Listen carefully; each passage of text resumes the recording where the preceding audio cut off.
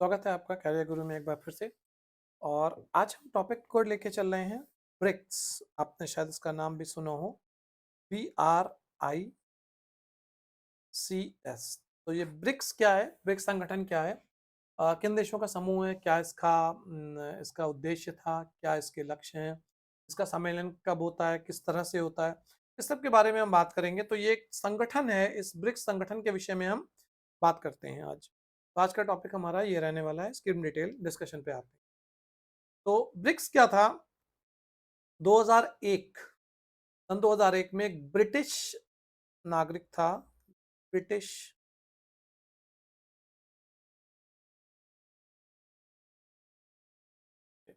तो ये ब्रिटिश नागरिक थे, या इनके इकोनॉमिक्स थे, जिसको हम अर्थशास्त्री के नाम से जानते हैं। तो वो थे Jim O'Neill. Jim O'Neill Jim O'Neill जो थे, ये आपके साइंटिस्ट थे। इन्होंने क्या कहा था, चार उभरती हुई अर्थव्यवस्थाओं, वो चार अर्थव्यवस्था क्या थी उसको भी समझते हैं। तो यहाँ पे जो बी है, वो बी आपका ब्राजील, आर आता है रशिया यानी रूस के लिए, आई आता है इंडिया के लिए, सी आता है चाइना के लिए, और एस आता है साउथ अफ्रीका के लिए। तो इसके बारे में भी हम बात करेंगे। तो ये जो चार पहली वाली थी, यानी ब्राजील, रूस, रशिया, इंडिया एंड चाइना, इन चार देशों के लिए इन्होंने एक कल्पना प्रस्तुत की थी उस समय। ये एक चार कंट्रीज का एक ग्रुप है, जिसको हम ब्रिक के नाम से समझ सकते हैं, या ब्रिक के नाम से इसको हम जान सकते हैं। तो उन्होंने एक अर्थव्यवस्था से संबंधित वर्णन करने के लिए इन चार देशों की, इन ब्रिटिश अर्थशास्त्री जिम ओनील ने इसकी अवधारणा प्रस्तुत। तो लेकिन यहाँ पे सच कुछ नहीं हुआ। लेकिन 2006 में 2006 में इनके जो विदेश मंत्री थे, यानी ये जो चार देश थे, ब्रिक के जो चार कंट्री थे, इनके विदेश मंत्रियों की एक बैठक हुई। इनके एक विदेश मंत्रियों की एक बैठक हुई, जिसके अंदर इसको एक औपचारिक रूप, या एक कह सकते हैं एक संगठन का रूप दिया गया। उसके बाद फिर क्या हुआ कि 2010 में 2010 में इसके अंदर साउथ अफ्रीका, यानी कि जो दक्षिण अफ्रीका है हमारा, वो भी शामिल हुआ, उसको भी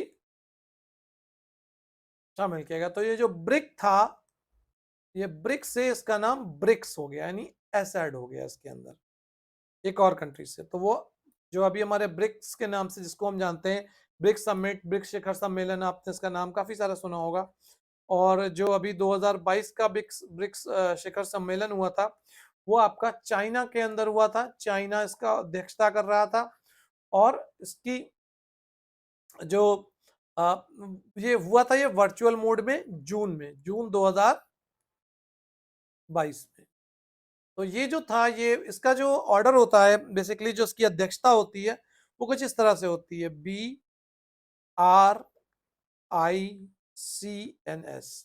तो सबसे पहले ब्राजील, फिर रशिया, फिर उसके बाद इंडिया, इंडिया के बाद चाइना के पास गई। अब नेक्स्ट ईयर का जो अध्यक्ष होगा, या जो नेक्स्ट ईयर का इसकी शिखर सम्मेलन होगा, वो आपका साउथ अफ्रीका में होगा। और इसकी अध्यक्षता जो होगी, वो उस देश का जो सर्वोच्च नेता होता है वो करता है। तो यानी शिखर सम्मेलन में कुछ इस तरह से होता है, जो शिखर नेतृत्व होता है हर एक देश का, वो शामिल होता है। तो इस तरह से चलती है। उसके बाद ये फिर नेक्स्ट ईयर ब्राजील के पास आएगी, फिर रशिया के पास जाएगी, फिर इंडिया, फिर चाइना, इस तरह से ये चलती रहती है। यानी शिखर सम्मेलन की जो अध्यक्षता है, वो हर वर्ष एक एक कंट्री करता रहता है। 2021 में भारत ने की थी। 2021 में भारत ने इसकी की थी, यानी लास्ट ईयर। तो ये जो अभी सम्मेलन हुआ, ये आपका 14वां शिखर सम्मेलन था, 14th शिखर सम्मेलन था, जो 2022 का आपका हुआ था चाइना में। चाइना ने इसकी अध्यक्षता की थी, और ये कह सकते हैं वर्चुअल मोड का शिखर सम्मेलन हुआ था वहां पे। इसके अलावा इसके अंदर एक स्थापना हुई 2014 में, ब्राजील में जब इसका सम्मेलन हुआ है, तो वहां पे एक न्यू डेवलपमेंट बैंक की भी स्थापना की गई थी। उसका पर्पस क्या था? न्यू डेवलपमेंट बैंक,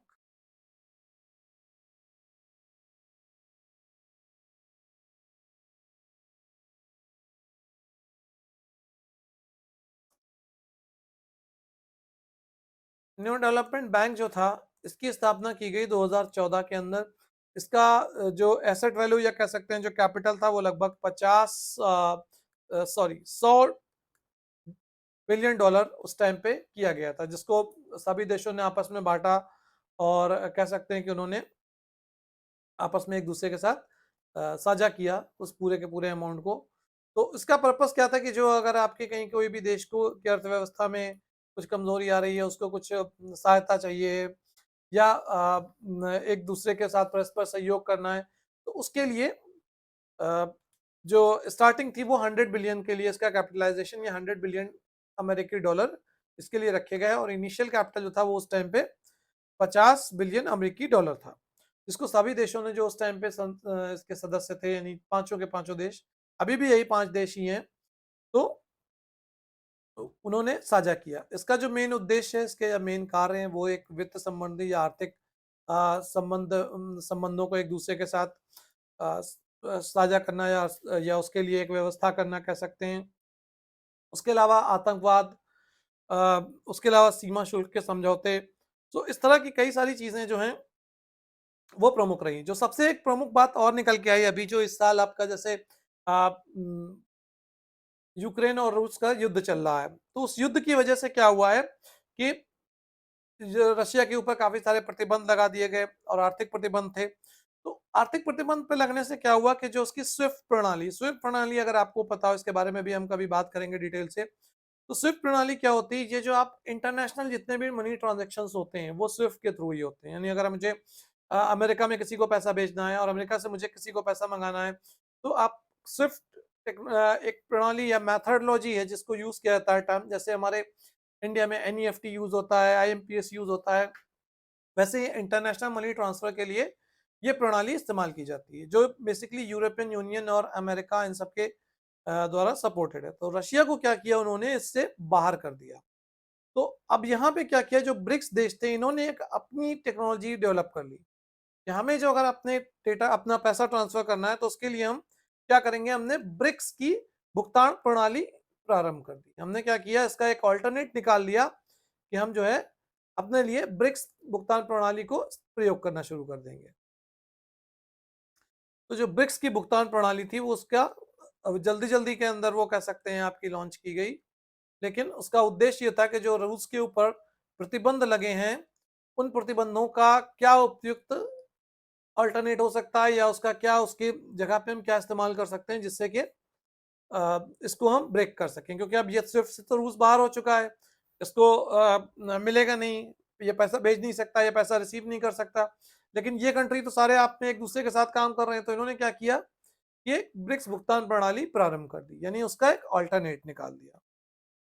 तो ये काफी ज्यादा इसके लिए बेनिफिशियल हो गया है और इससे क्या हुआ कि उनका मुद्रा का जो एक दूसरे की मुद्रा है उसके अंदर भी लेन देन के लिए एक रास्ता भी इन्होंने खोल दिया है एक तरह से। बाकी सीमा शुल्क से संबंधित समझौते होते हैं जो इसके अंदर हस्ताक्षर किए जाते हैं या एक दूसरे के देशों के साथ लोग सीमा शुल्क में रियायत देते हैं। उसके अलावा एक और बहुत ही इंपॉर्टेंट काम हुआ है इसके अंदर, या कह सकते हैं बहुत ही महत्वपूर्ण वक्त हुआ है, वो क्या था, सुदूर संवेदन के जो उपग्रह हैं उनका प्रक्षेपण। तो जो सुदूर संवेदन होता है उसके उपग्रह, सुदूर संवेदन उपग्रह,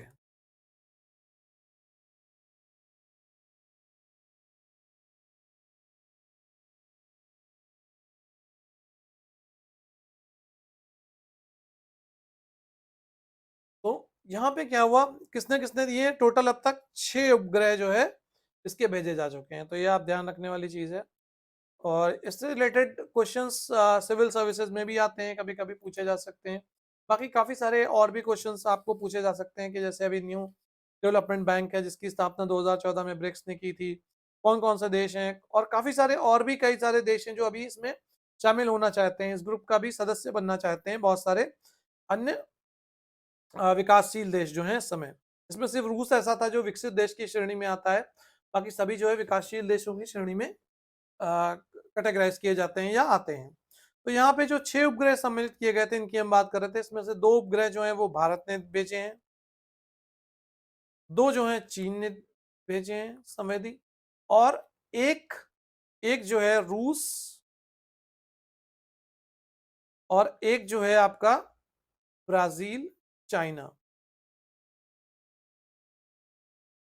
ब्राजील और चीन, यानी ब्राजील और चाइना, इन दोनों ने सहयोग से परस्पर भेजा है एक एक उपग्रह। तो रूस का एक है, ब्राजील और चाइना ने आपसी सहयोग से एक भेजा है, और दो भारत ने और दो चाइना ने खुद से भेजे हैं सुदूर संवेदी या संवेदन के लिए जो उपग्रह प्रयोग में आते हैं। तो ये भी सारे ब्रिक्स के लिए ही यूज होते हैं, ये ब्रिक्स कंट्रीज एक दूसरे की सहायता से एक दूसरे के लिए यूज करते हैं। और इनका अपना न्यू डेवलपमेंट बैंक था, न्यू डेवलपमेंट बैंक के बाद इन्होंने जो अपना आकस्मिक रिजर्व जिसको व्यवस्था कहते हैं उसका भी वो भी बनाया है, जो हमारा 100 बिलियन का है, जिसके बारे में हमने अभी बात की थी। तो ये है कुछ इसकी हिस्ट्री, और इसके अलावा और भी बहुत सारे कार्य हैं, लाइक ई कॉमर्स से रिलेटेड है। जो अभी 2022 का जो सम्मेलन हुआ था उसके अंदर बहुत सारे अधिकतर चर्चा का विषय था कि हम कौन कौन से जो यूक्रेन का युद्ध है उसकी समाप्ति उससे रिलेटेड या उसके अंदर क्या रोल हो सकता है अन्य देशों का, तो ये सारी चीजें भी यहाँ पे थी। इसके अलावा जो सबसे अधिक अभी के परिप्रेक्ष्य में अगर हम बात करें तो जो कंट्री हैं जैसे कि संयुक्त अरब अमीरात है, यानी यूएई है हमारा, उसके अलावा आपका सऊदी अरेबिया है, मिस्र है, कजाकिस्तान है, इंडोनेशिया है, अर्जेंटीना है, नाइजीरिया है, काफी सारे देशों ने इसके लिए अपनी रिक्वेस्ट दी है कि हम चाहते हैं कि इसके अंदर हम शामिल हों।